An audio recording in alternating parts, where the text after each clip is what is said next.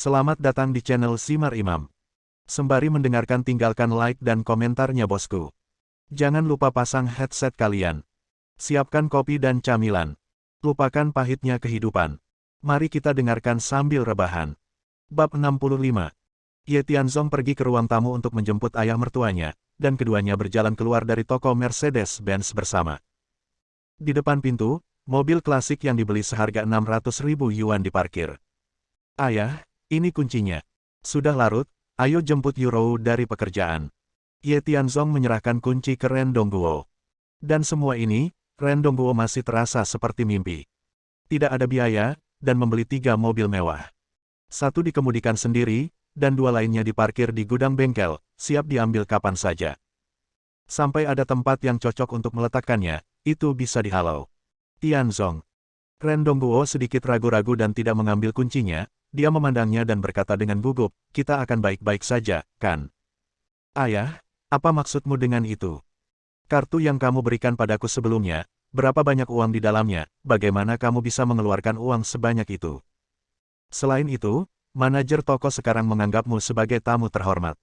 Aku tidak ingin menyinggung Sun Yongji, betapa merepotkan keluarga kita, aku hanya ingin bertanya, siapa kamu? Apa yang kamu coba mendekati rumah kami? Ren Dongguo sakit, tapi tidak bodoh.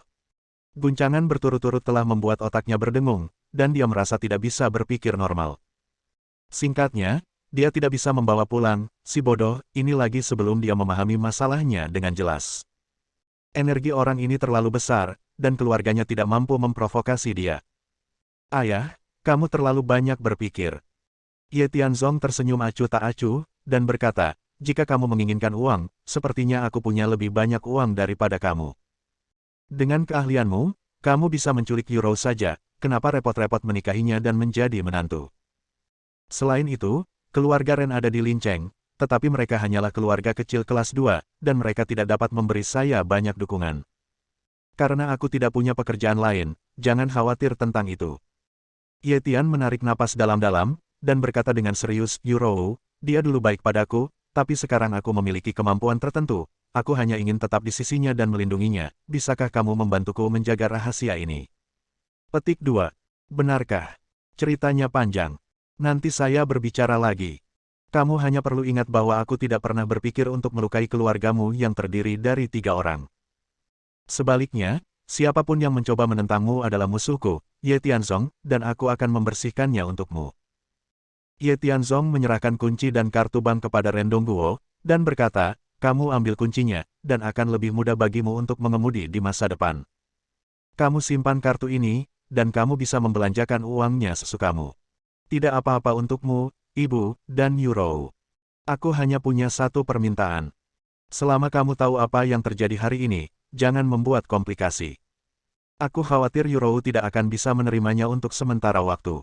Kuharap kita bisa menerimanya perlahan. Kata-kata Ye Tianzong tulus, penuh kasih sayang dan mewah. Tidak bisa melihat kemunafikan sedikitpun. Jika ada, saya khawatir dia bisa langsung menjadi pemenang Oscar. Oke. Ren Dongguo mengangguk berat.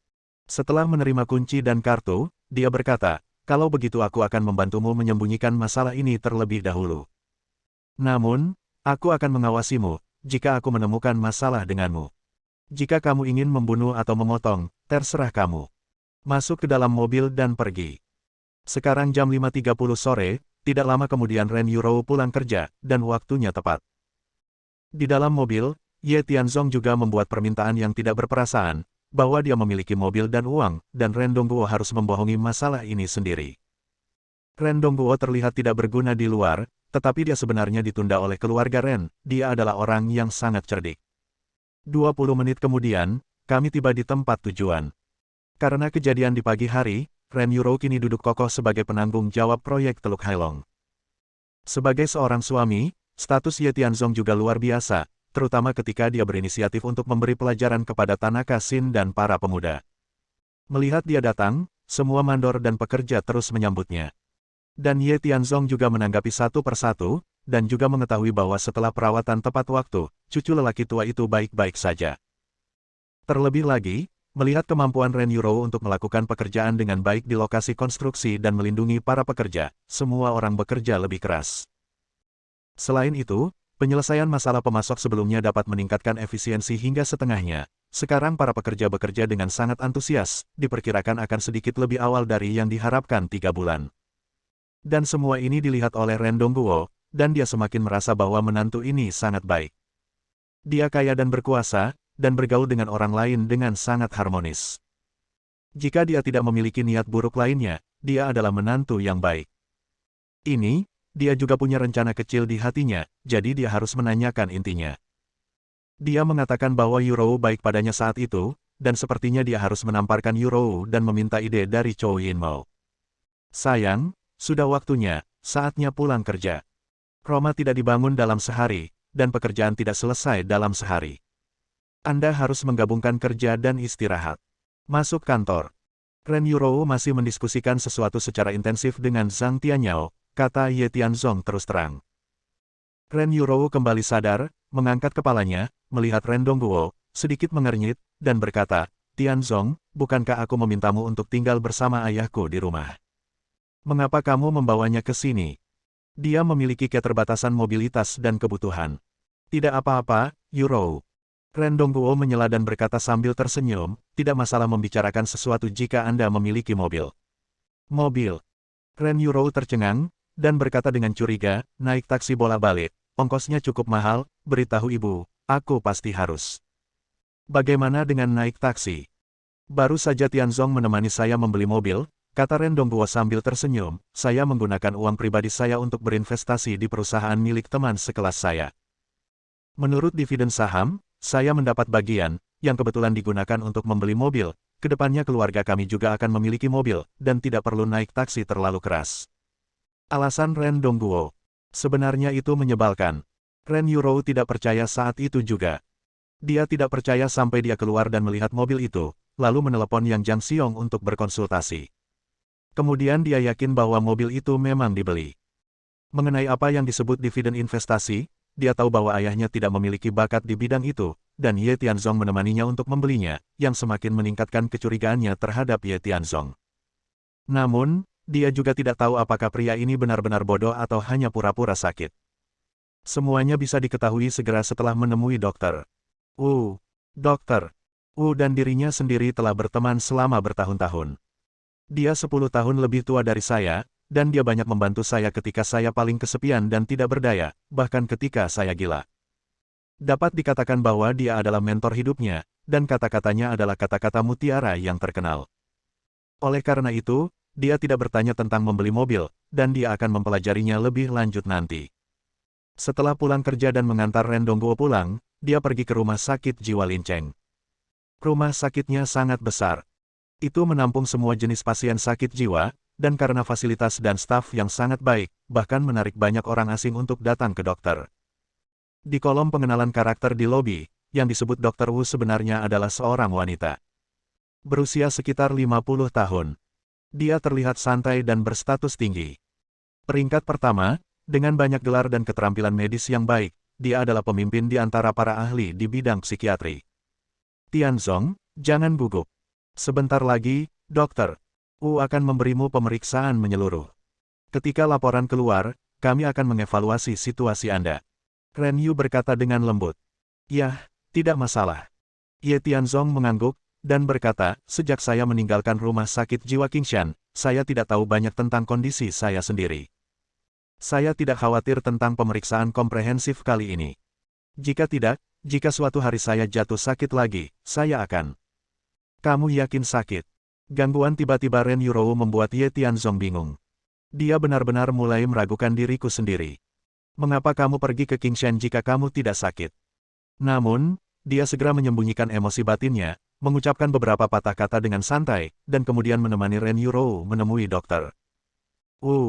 Selangkah demi selangkah. Ujian, pengambilan darah, pemeriksaan mata, detak jantung, dan gelombang otak. Serangkaian operasi berlanjut hingga pukul 6. Laporkan. Dr. Wu, bagaimana keadaannya? Apakah dia baik-baik saja? Ren Yurou tiba-tiba menantikannya. Jika ditentukan bahwa dia tidak sakit, maka dia berpura-pura gila. Untuk mendekati diri sendiri, tujuannya harus tidak murni. Namun, setelah melihat Ye Tianzong, Dr. Wu menggelengkan kepalanya sedikit, dan berkata, dia sakit, dan masih sakit parah.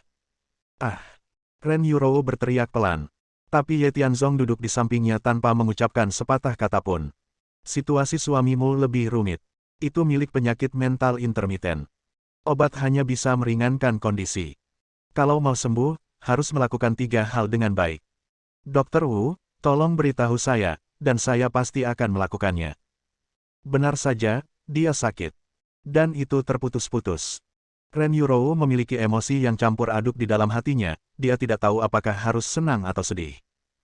Tapi, bagaimanapun juga, dia banyak membantu dirinya sendiri selama ini. Selama dia bisa disembuhkan, dia bisa melakukan apa saja. Pertama, hindari agitasi emosional pasien, yaitu jangan mengatakan sesuatu yang terlalu kasar atau menolaknya. Jika tidak, ketika dia sakit, dia akan dengan mudah menyakiti dirinya sendiri. Kedua, biarkan pasien berpartisipasi aktif. Dia terputus-putus, baik dan buruk. Ketika dia tertarik untuk berpartisipasi dalam sesuatu, sebagai anggota keluarga, cobalah untuk tidak menghentikannya dan biarkan dia bermain dengan bebas. Jika tidak, epilepsi akan terjadi. Dalam keadaan parah kasus, akan mati di tempat. Akhirnya, kita perlu memberikan lebih banyak cinta dan perhatian. Menanyakan tentang kesehatan Anda adalah dasarnya, dan fokusnya ada pada aspek emosional, yang perlu diisi. Mendengar ini, Ren Yurou mengerutkan kening. Saya masih bisa memahami yang pertama dan kedua. Tapi, dokter, yang ketiga, apa artinya mengisi kesenjangan emosi? Meskipun dia dan aku adalah suami istri, sulit untuk mengatakannya. Singkatnya, tidak ada yang bisa terjadi di antara kita, aku. Kamu terlalu banyak berpikir. Dokter. Tersenyum dan berkata, kekosongan emosional yang saya maksud adalah untuk menumbuhkan ikatan antara Anda dan dia. Jika Anda tidak keberatan dengan penyakit mentalnya, dia seharusnya menderita semacam rangsangan emosional yang kuat. Jadi, Anda biasanya harus mengajaknya mendengarkan musik, menonton film, atau pergi berbelanja, untuk bersantai dan menemukan dirinya yang kosong secara emosional, mengerti? Jadi begitu. Ren Yurou sedikit mengangguk. Saat melihat Ye Tianzong, ada sentuhan koneksi di alisnya. Menurut dokter Ye Tianzong telah terluka secara emosional. Entah itu kasih sayang atau cinta keluarga, singkatnya, sungguh menyedihkan dia menjadi seperti ini. Dan karena dia telah menjadi istri sahnya, meskipun dia tidak dapat melakukan kontak fisik, dia tetap senang atas bantuan emosional semacam ini. Oke Dokter Wu, terima kasih kalau begitu. Saya harus mengikuti saran dokter dengan hati-hati, dan saya akan merawatnya.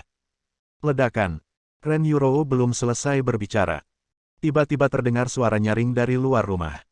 Beberapa orang terkejut sesaat, dan sebelum mereka bergerak, mereka mendengar suara keras. Cepat, tangkap dia. Kamu sakit lagi. Kami sakit lagi. Aku akan membunuhmu hari ini, aku tahu kamu akan membuat masalah sepanjang hari. Kembali, cepat kembali, kamu. Bab 66. Ye Tianzong dan Ren Yurou tertegun pada saat bersamaan. Namun, dokter sepertinya sudah lama terbiasa dengan dunia luar, menggelengkan kepalanya, dan berkata, kamu tidak perlu memperhatikan, pria kecil gendut itu sering datang ke rumah sakit untuk menjadi gila, tidak sekali atau 2 kali. Jiwanya sangat trauma. Setelah beberapa kali perawatan, itu tidak berhasil. Bahkan saya tidak bisa berbuat apa-apa. Dan keluarganya mengirimnya ke sini setiap saat, membuat seluruh rumah sakit gelisah. Hei, ini juga keluarga miskin. Keluarganya telah hancur, putranya gila, dan sekarang ada perselisihan tentang harta yang tersisa. Mereka semua mengejar ke sini. Sungguh memusingkan. Mendengar. Ren Yurou menghela nafas, mengangguk dan berkata, "Yah, kalau begitu aku hanya bisa berharap mereka akan menemukan berkah mereka sendiri." Tianzong, ayo pulang, orang tua masih menunggu di rumah. Bagus. Ye Tian berdiri. Hanya ada satu pemikiran di benaknya, yaitu melindungi Ren Yurou. Adapun urusan orang lain, dia tidak bisa mengendalikan sebanyak itu. Setelah mengucapkan selamat tinggal kepada dokter dia mendorong pintu dan berjalan keluar. Ketika dia berjalan melewati koridor aula, dia bisa melihat banyak orang dikepung di sana dari kejauhan. 8 atau 9 perawat dan 3 atau 4 dokter mengelilingi seorang pria gendut di tengah. Memang gemuk. Tingginya mendekati 1,9 meter. Timbangan setidaknya 200 kati. Kepala gemuk dan telinga besar bahkan tidak bisa menggambarkannya, jelas disebabkan oleh makan berlebihan. Namun, Yang menakutkan adalah dia sekarang melambai-lambaikan batu besar di halaman, yang beratnya lebih dari 100 kati, dan terus melambai dan berteriak, menuntut sesuatu untuk dimakan. Namun, bujukan orang-orang di sekitarnya tidak membuahkan hasil, membuat 2 atau 3 orang lainnya yang berpakaian santai menjadi cemas. Seorang wanita berusia 40-an dengan wajah sedih. Diikuti oleh orang yang mirip dengan pengawal. Di sampingnya ada seorang pria parubaya dengan setelan jas dan sepatu kulit, meski usianya 40 atau 50 tahun, dia penuh energi. Dibandingkan dengan yang lain, dia memiliki senyum tipis di wajahnya, seolah dia sangat puas dengan penampilan pria gendut itu. Ini pasti pria gendut gila itu, kan? Ren Yurou berpikir, menggelengkan kepalanya sedikit, menatap Ye Tianzong, dan berkata, Tianzong, jangan jadi gila seperti dia. Menakutkan untuk dilihat, sangat menakutkan. Jangan khawatir, aku akan memperlakukanmu dengan baik di masa depan, dan berharap bisa menyembuhkanmu secepat mungkin. Setelah saya kembali, saya akan mengamati Anda dengan ketat dan berkomunikasi dengan dokter. Kapan saja untuk memastikan bahwa saya dapat mengetahui perkembangan kondisi Anda. Ren Yurou mengingat wasiat dokter. Namun nyatanya, ini adalah hasil dari pengaturan Huo Feng Huang. Alasan mengapa dia melakukan ini adalah karena Ye Tianzong berharap untuk lebih dekat dengan Ren Yurou dan mengolahnya secara lebih emosional. Lagi pula, dia adalah istrinya sendiri, jadi dia tidak bisa hanya diam saja. Yah, jangan khawatir, aku akan baik-baik saja. Ye Tianzong tidak banyak mengungkapkan. Setelah mengangguk, keduanya pergi. Kamu jalan, aku akan menghancurkanmu sampai mati. Namun, bahkan sebelum dia bisa melangkah keluar, teriakan menggelegar tiba-tiba datang dari belakangnya. Pria besar gemuk yang baru saja mengayunkan batu dan mengancam semua orang, meraung dan bergegas ke arahnya dengan sebuah batu besar. Dalam sekejap mata, dia datang ke depan. Dan targetnya adalah Ren Yurou. Pergilah. Ini adalah istriku. Ye Tianzong tidak ragu. Dengan teriakan, dia menendang perut pria besar gendut itu. Ini adalah monster besar dengan berat lebih dari 200 kati. Di mata orang lain, apalagi menendangnya, mungkin tidak mudah untuk menariknya oleh 4 atau 5 orang. Tapi siapa yang tahu, tendangan Ye Tianzong yang tampaknya bersahaja justru menendang lawan. Adapun batu 100 jin, itu berputar di udara, dan akhirnya jatuh ke tangan Ye Tianzong, dia dengan mudah menurunkan kekuatan dan meletakkannya di tanah. Ledakan. Suara tumpul menyebabkan seluruh aula bergetar.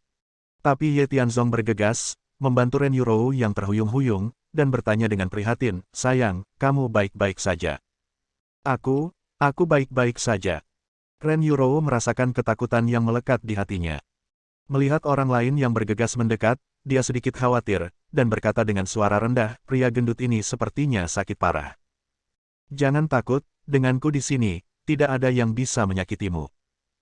Begitu Ye Tianzong selesai berbicara, salah satu dokter bergegas, mengangguk dan meminta maaf dan berkata, Tuan, Nona, bagaimana kabarmu?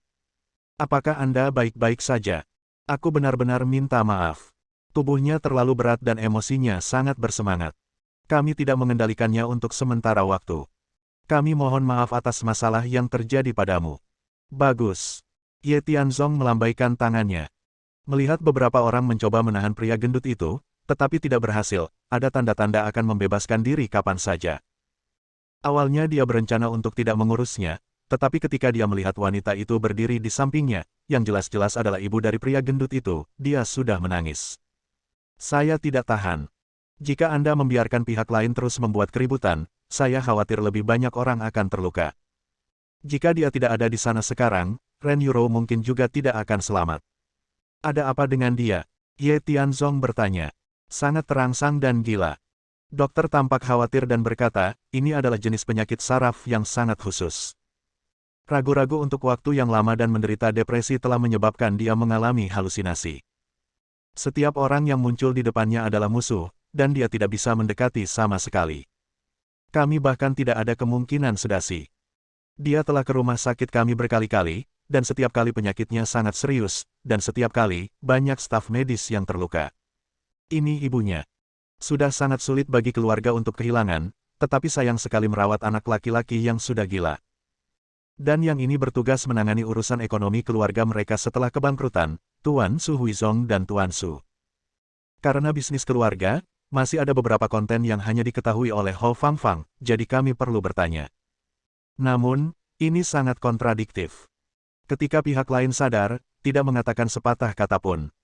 Hanya ketika saya menjadi gila, dia akan mengatakan sedikit. Kami sekarang ingin dia menjadi gila dan dia ingin pulih, itu sangat sulit. Seberapa penting informasi industri, dan perlu pihak lain untuk menyelesaikannya. Ye Tianzong tampak tegas. Melihat Su Huizong, penanggung jawab industri yang tersenyum tetapi tidak tersenyum. Wajah perselingkuhan. Ini bukan hal yang baik pada pandangan pertama. Biarkan aku melihatnya. Kita tidak bisa membiarkannya terus seperti ini. Kalau tidak, lebih banyak orang akan dirugikan. Ye Tian bahkan ingin pergi untuk memeriksa. Tapi Ren Yurou sangat ragu, menariknya, mengerutkan kening dan berkata, Tianzong, apakah kamu sakit sekarang? Kamu menemui dokter. Kamu adalah pasien sekarang. Dokter Wu berkata, Anda harus membiarkan saya mengambil inisiatif untuk melakukan sesuatu dan mencoba menghentikan saya. Jika tidak, saya tidak gila sekarang, tetapi saya akan menjadi gila nanti. Dalam satu kalimat, Ren Yurou sangat ketakutan sehingga dia melepaskan tangannya, dan berkata dengan kontradiktif, tapi kamu, bagaimana kamu bisa menemui dokter? Begitu banyak dokter yang tidak bisa berbuat apa-apa, bisakah kamu menyembuhkan penyakitnya? Iya Pak, jangan berani-berani. Dokter di samping terus berkata, rumah sakit kami adalah rumah sakit jiwa terkemuka di Linceng.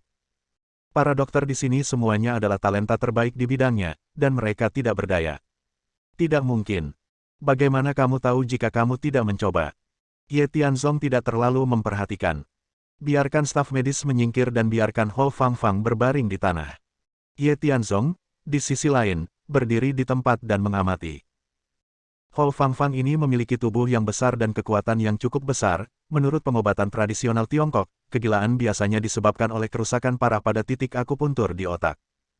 Pengobatan tradisional Tiongkok memperhatikan konsolidasi akar dan mengolah sumbernya, dan mengobati akar penyebab dengan gejalanya. Jika ada jarum perak yang dimasukkan ke titik hui, setidaknya untuk sementara dapat menekan emosi orang lain. Untuk penyembuhan total, saya khawatir akan diperlukan pengobatan dan pengobatan herbal Tiongkok. Bisakah dia menemui dokter? Apakah kamu bercanda? Jika saya ingat dengan benar, dia datang sendiri ke dokter. Biarkan dia pergi dengan cepat, jangan membuat masalah di sini. Dokter mengatakan sebelumnya bahwa staf medis di tempat kejadian memandang rendah Ye Tianzong dan berteriak bahwa seseorang harus datang untuk menyeretnya.